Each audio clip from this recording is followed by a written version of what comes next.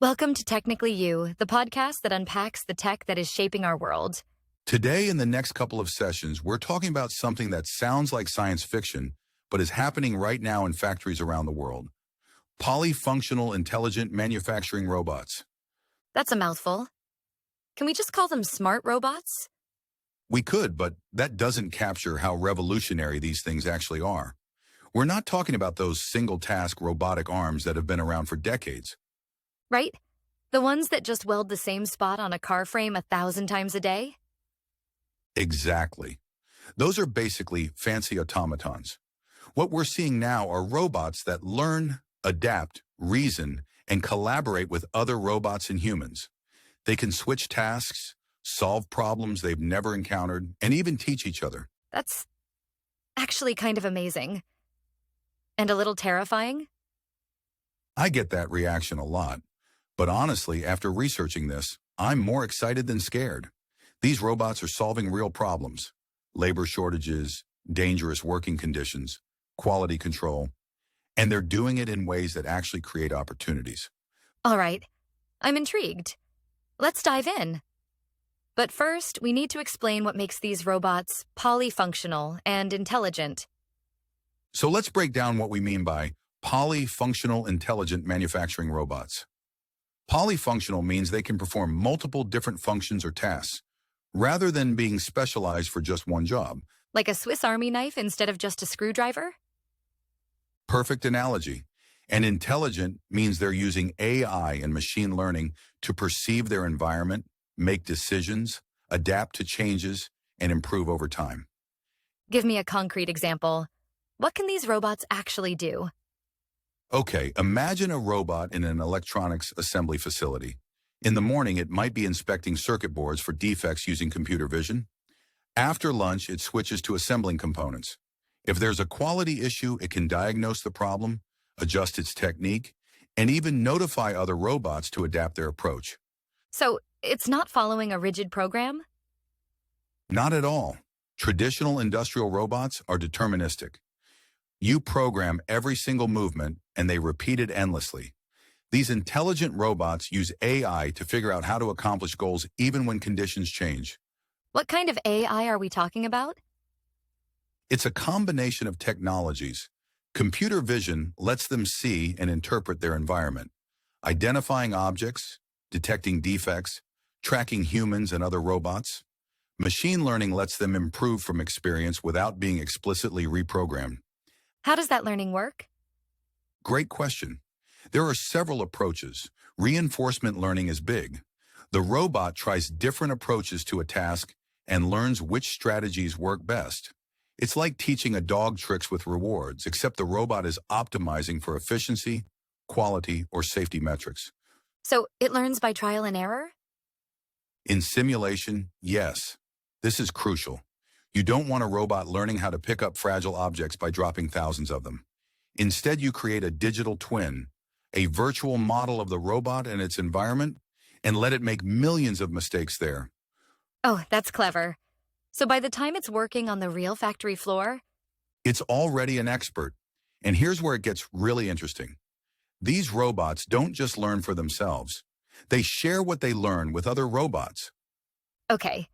Explain this knowledge sharing. Are we talking about a robot hive mind? Kind of, though it's more sophisticated than that. When one robot learns an improved technique, say a better way to grasp an irregularly shaped object, it can upload that knowledge to a cloud-based system. And then other robots download it? Exactly. It's called federated learning. Instead of every robot having to learn the same lessons individually, they pool their experience. A robot in a Toyota factory in Japan could potentially share insights with one in a BMW plant in Germany. That seems almost unfair. Like they're cheating. Why is it cheating? Humans do this all the time. We share knowledge through training, documentation, and videos. We just take longer to distribute it. Fair point. But how do they actually collaborate with each other in real time? They communicate through industrial networks, usually something like 5G or dedicated wireless systems. They share information about their location, what they're working on, and their next moves.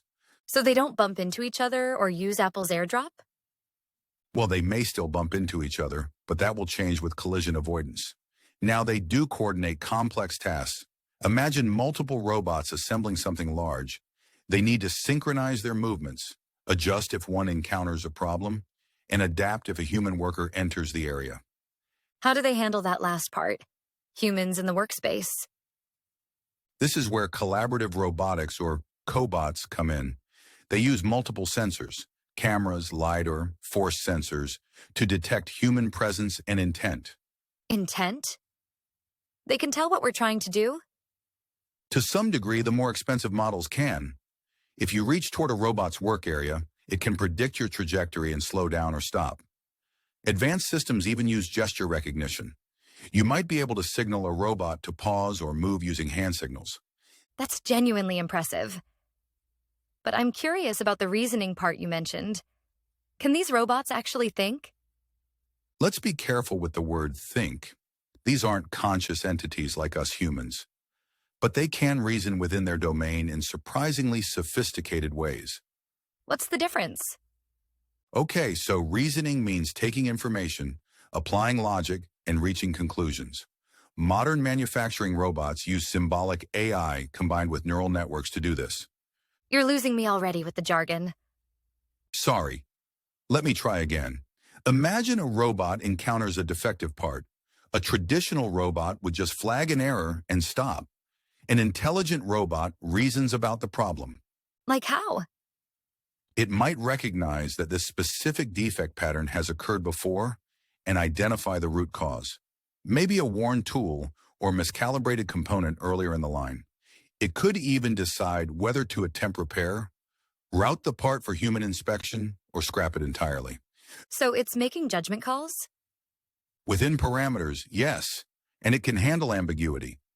Maybe the part is borderline defective.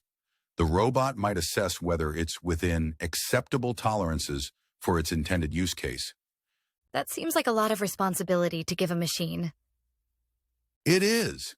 And that's why these systems have multiple layers of oversight. Critical decisions might require human approval. The robot's confidence level in its assessment is factored in. If it's uncertain, it escalates to a human supervisor. Okay, that makes me feel better. We still need first-line managers. What about adapting to completely new situations? That's where transfer learning comes in. If a robot has learned to assemble one type of product, it can apply some of that knowledge to a similar but different product. It doesn't start from zero. Give me an example. Sure, a robot trained on assembling smartphones might transfer some of that knowledge to assembling tablets. Understanding how to handle flat, fragile components, how to apply the right pressure, where connectors typically are located. But it would still need some specific training for tablets? Absolutely. But it's starting with a foundation instead of learning everything from scratch. This dramatically reduces deployment time when you're introducing new products. All right, let's get into the nuts and bolts. Or should I say actuators and sensors? How do these robots actually perceive and interact with their environment? Love the enthusiasm. So the sensory system is crucial. Most intelligent manufacturing robots have multiple sensor types working together, what we call sensor fusion. What kinds of sensors? Vision is huge. They typically have multiple cameras, RGB cameras for color and detail, depth cameras for 3D perception, sometimes infrared or hyperspectral cameras for detecting things invisible to the human eye. Like what?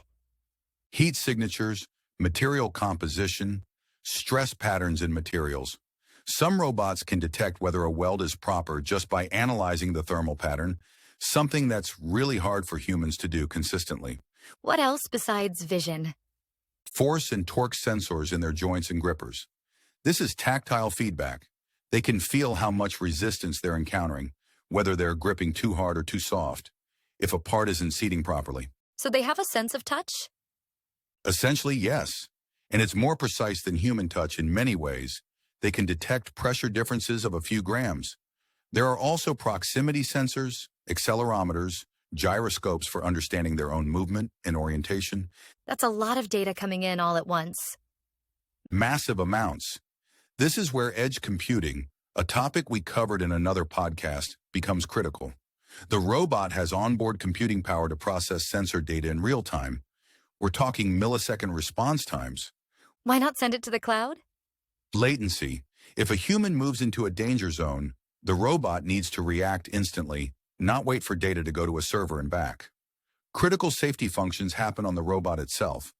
But I thought you said they share knowledge through the cloud? They do. It's a hybrid approach. Real-time operation and safety is handled locally. Learning, optimization, and knowledge sharing happens through the cloud. Think of it like how your brain handles reflexes locally, but stores long-term memories differently. That's a great analogy. What about the physical manipulation side? How do they actually move and manipulate objects? Most use articulated arms with multiple degrees of freedom, typically 6 or 7 axes of rotation. This gives them flexibility similar to a human arm and hand. What about the hand part? The gripper? Grippers are fascinating. They're increasingly adaptive. Instead of rigid parallel jaw grippers, we're seeing soft robotics, grippers that can conform to irregular shapes, pick up delicate objects without crushing them. Like a human hand? They are getting closer. Some use vacuum grippers for flat objects, magnetic grippers for ferrous materials, or even specialized tools that the robot can swap automatically based on the task. They can change their own tools? Absolutely. A robot might have a rack of different end effectors, grippers, welding torches, paint sprayers, inspection cameras, and swap them as needed. It's like a switching between a hammer and screwdriver.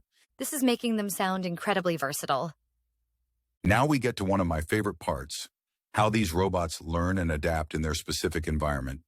You mentioned learning earlier, but I want to dig deeper. What does localized learning actually mean?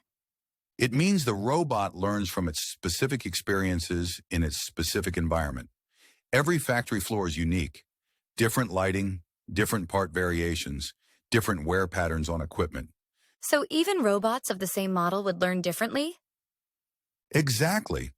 2 identical robots in different facilities will develop slightly different expertise based on their local conditions and experiences. How does this learning actually happen during operation?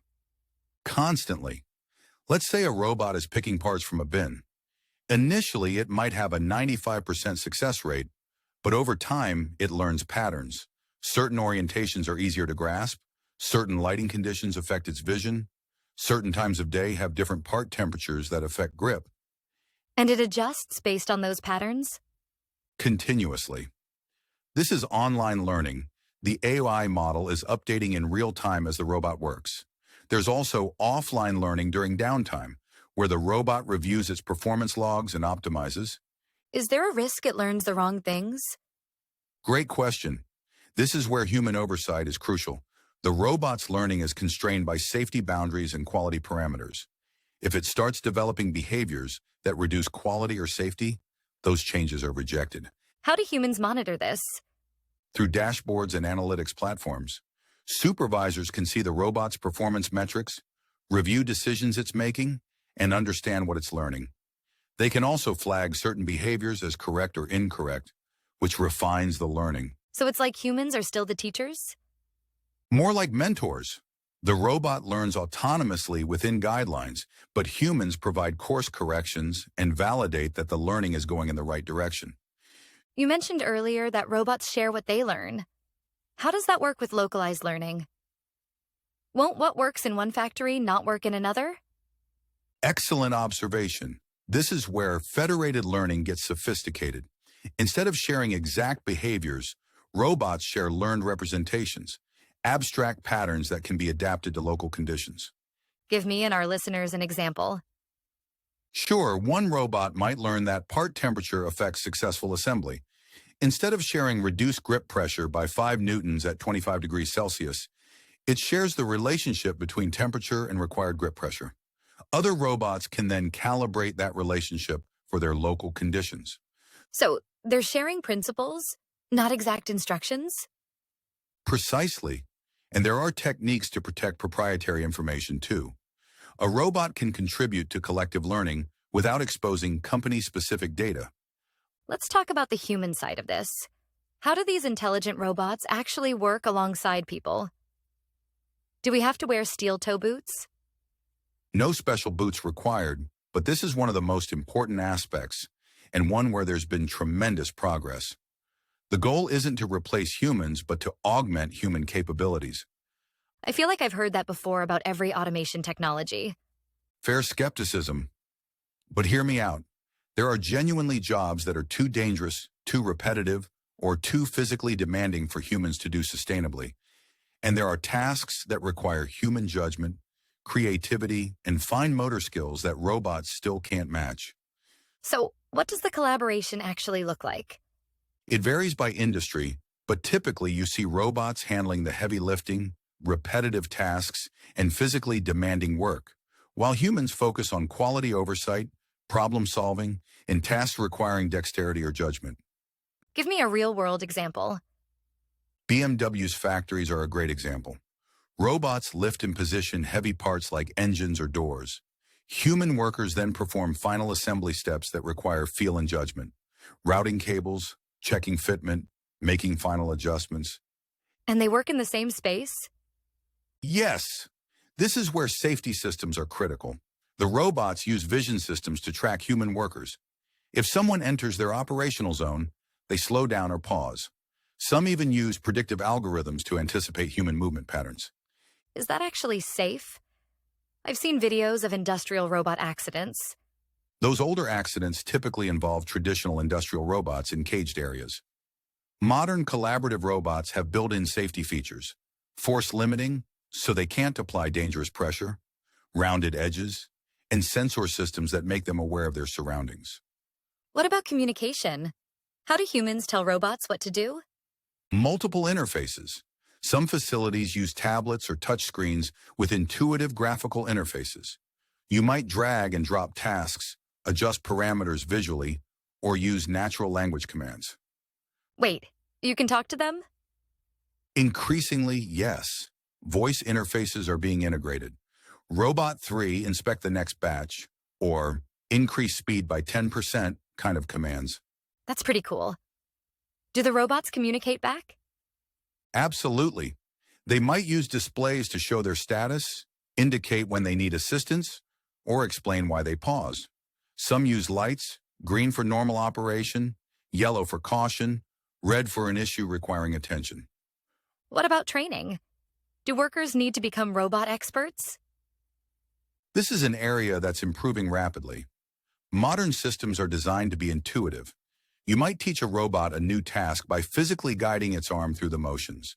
It learns by demonstration. Like showing a new employee how to do something? Exactly. Some systems even use VR for training. Workers practice collaborating with virtual robots before working with physical ones, building comfort and understanding without risk. We have reached the end of part 1 of Technically Used podcast on polyfunctional intelligent manufacturing robots. Be sure to join us next time when we cover the industries adopting intelligent robots, the technology stack, how it all works together, the future, autonomous industry agents, and much more. So as always, stay safe and stay curious.